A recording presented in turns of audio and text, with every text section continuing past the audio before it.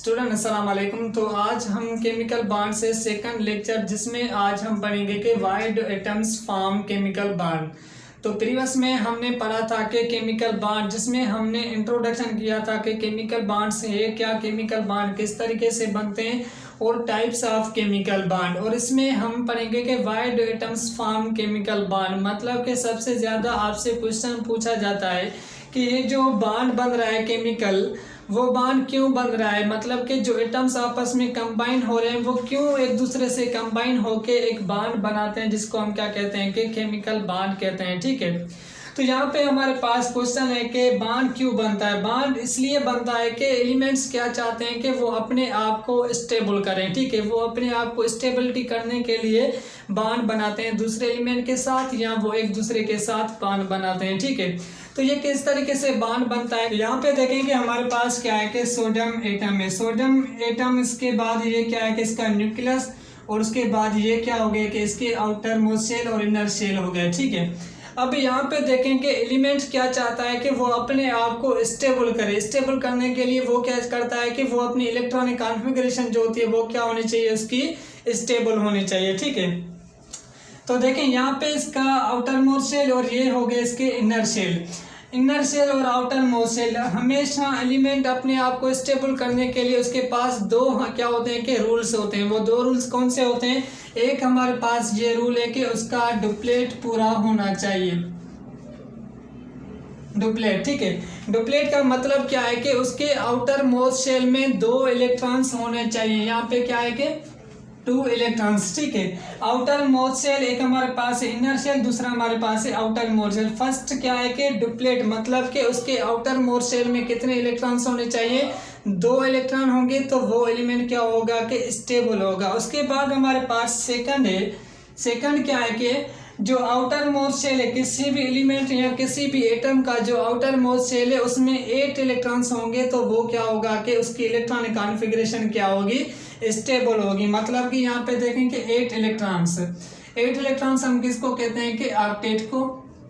ठीक है, यहाँ पे हमें यहाँ से पता चला कि इलेक्ट्रॉनिक कॉन्फ़िगरेशन किसमें कंप्लीट स्टेबल होती है, या तो उसका डुप्लेट पूरा होना चाहिए या तो उसका ऑक्टेट पूरा होना चाहिए। ऑक्टेट का मतलब कि एलिमेंट के आउटर मोस्ट शेल में 8 इलेक्ट्रॉन्स होंगे तो वो क्या होगा कि स्टेबल होगा।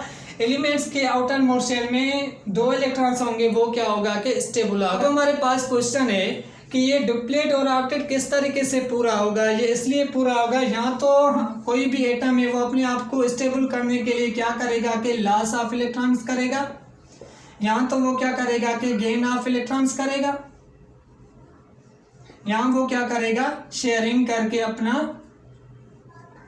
इलेक्ट्रॉन्स पूरा करेगा। ठीक है, अब यहाँ पे देखेंगे हमारे पास डुप्लेट मतलब कि 2 इलेक्ट्रॉन किस तरीके से। हमारे पास क्या है कि हाइड्रोजन एटम है और हमारे पास हाइड्रोजन एटम के पास क्या होते हैं कि 1 इलेक्ट्रॉन होता है। फॉर एग्जांपल यहाँ पे हाइड्रोजन का ये क्या हो गया कि न्यूक्लियस हो गया।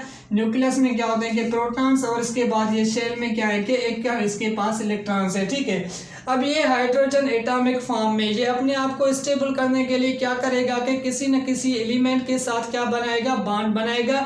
बॉन्ड बनाने के लिए इसको 1 इलेक्ट्रॉन चाहिए, मतलब इसको ये क्या करेगा कि गेन करेगा इलेक्ट्रॉन। ठीक है, किसी दूसरे एटम के पास, मतलब कि इसके पास भी क्या है कि इलेक्ट्रॉन से यहाँ पे या कोई भी एटम आप ले सकते हैं कि फॉर एग्जांपल आपने क्या किया कि क्लोरीन लिया या कोई भी आपने एटम लिया। ठीक है, अब कोई भी एटम इसको 1 इलेक्ट्रॉन देगा तो इसके पास क्या हो जाएंगे, 2 इलेक्ट्रॉन्स हो जाएंगे, मतलब इसका क्या हो जाएगा कि डुप्लेट हो जाएगा, मतलब इसकी इलेक्ट्रॉनिक कॉन्फ़िगरेशन क्या हो जाएगी, स्टेबल हो जाएगी। तो उसके बाद ये क्या हो जाएगा कि स्टेबल बॉन्ड बन जाएगा। ठीक है, हमेशा केमिकल बॉन्ड इसलिए बनता है, एलिमेंट्स इसलिए अपने आप को बॉन्ड में बनाते हैं क्योंकि वो स्टेबल इलेक्ट्रॉनिक कॉन्फ़िगरेशन बनाना चाहते हैं। ठीक है, जो नोबल गैसेस एलिमेंट होते हैं उनकी जो ऑक्टेट होता है वो क्या होता है कि कंप्लीट होता है, इसलिए वो किसी भी एटम से रिएक्टिव नहीं करते। जो और एलिमेंट्स होते हैं वो रिएक्टिव इसलिए होते हैं करते हैं क्योंकि वो अपने आप को स्टेबल करना चाहते हैं। ठीक है,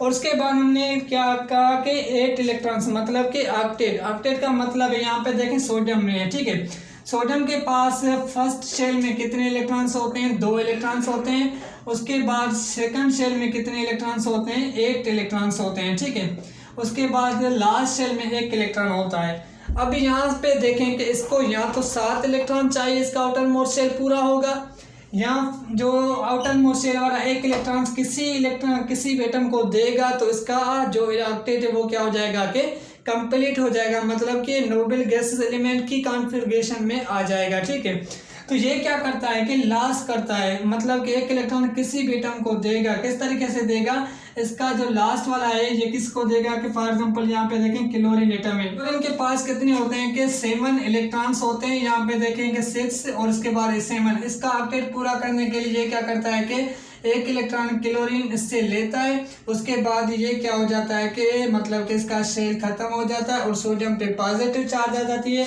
और सोडियम का जो ऑक्टेट है वो क्या हो जाता है कि कंप्लीट हो जाता है, इसकी इलेक्ट्रॉनिक कॉन्फ़िगरेशन क्या हो जाती है, कंप्लीट हो जाती है। इस वजह से एलिमेंट्स आपस में क्या बनाते हैं, बॉन्ड बनाते हैं। बॉन्ड बनाने का रीज़न क्या होता है, वो अपने आप को स्टेबल करना चाहते हैं। स्टेबल किस तरीके से करते हैं, वो अपना ऑक्टेट या डुप्लेट क्या करते हैं कि पूरा करते हैं। ठीक है, अब हमारे पास क्या है कि कैटेगरीज हैं। कैटेगरीज क्या है कि मतलब कब इलेक्ट्रॉन्स, कब एलिमेंट जो है वो इलेक्ट्रॉन्स देगा या कब वो एलिमेंट्स इलेक्ट्रॉन्स लेगा या कब एलिमेंट्स अपने आप को शेयरिंग करेगा। ठीक है, तो सबसे पहले हमारे पास होता है अगर 5 इलेक्ट्रॉन्स मतलब के से ज़्यादा हैं। ठीक है, किसी भी एटम या किसी भी एलिमेंट्स के पास 5 से ज़्यादा इलेक्ट्रॉन्स हैं तो वो क्या करेगा कि इलेक्ट्रॉन्स गेन करेगा। इलेक्ट्रॉन्स क्या करेगा, गेन करेगा। किसी भी एटम के पास 5 इलेक्ट्रॉन से ज़्यादा हैं तो वो क्या करेगा, इलेक्ट्रॉन्स गेन करेगा। मतलब कि यहाँ पे देखें 7 इलेक्ट्रॉन्स थे तो इसने क्या किया कि 1 इलेक्ट्रॉन्स लेके अपना ऑक्टेट पूरा किया।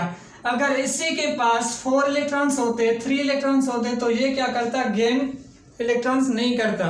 गेन क्यों नहीं करता, क्योंकि इसके पास 5 से कम है तो ये क्या करता, लॉस इलेक्ट्रॉन्स करता। ठीक है, तो यहाँ पे देखेंगे हमारे पास सोडियम था। ठीक है, और दूसरी हमारे पास कैटेगरीज है। दूसरी कैटेगरीज कौन सी है कि कब एलिमेंट इलेक्ट्रॉन लॉस करेगा। एलिमेंट इलेक्ट्रॉन तब लॉस करेगा जब उसके पास 8 से ज़्यादा इलेक्ट्रॉन्स होंगे। मतलब फॉर एग्जांपल उसके पास कितने इलेक्ट्रॉन्स होने चाहिए, आउटर मोस्ट शेल में से 8 से ज़्यादा होंगे, यहाँ 11 से इलेक्ट्रॉन्स ज़्यादा होंगे तो वो क्या करेगा कि लॉस करेगा। जैसे सोडियम था, सोडियम के पास 9 इलेक्ट्रॉन थे आउटर मोस्ट शेल में। फॉर एग्जांपल ये इनर शेल हो गया, इनर में कितने थे, 2 थे, 8 इसमें थे, 1 इलेक्ट्रॉन इसमें था तो इसने क्या किया कि लॉस किया। अगर 8 से ज़्यादा है तो आप क्या कर सकते हैं, लॉस कर सकते हैं। ठीक है, अगर आपके पास 8 से 5 से ज़्यादा है मतलब कि 8 और 5 के बीच में तो आप क्या कर सकते हैं, गेन कर सकते हैं। ठीक है, तो इसी को हम क्या कहते हैं कि जो एटम्स आपस में कंबाइन होते हैं, केमिकल बॉन्ड बनाते हैं, वो क्यों बनाते हैं, उनका बॉन्ड बनाने का रीज़न ये होता है कि वो अपने आप को स्टेबल करना चाहते हैं। स्टेबल इसलिए होंगे क्योंकि वो उनका ऑक्टेट या डुप्लेट क्या होगा कि वो कंप्लीट होगा। तो यहाँ पे हम लेक्चर को इन करते हैं। इंशाल्लाह हम नेक्स्ट लेक्चर मिलते हैं जिसमें हम पढ़ेंगे कि कोवेलेंट बॉन्ड क्या है और उसके बाद हम पढ़ेंगे कि आयोनिक बॉन्ड किसको कहते हैं।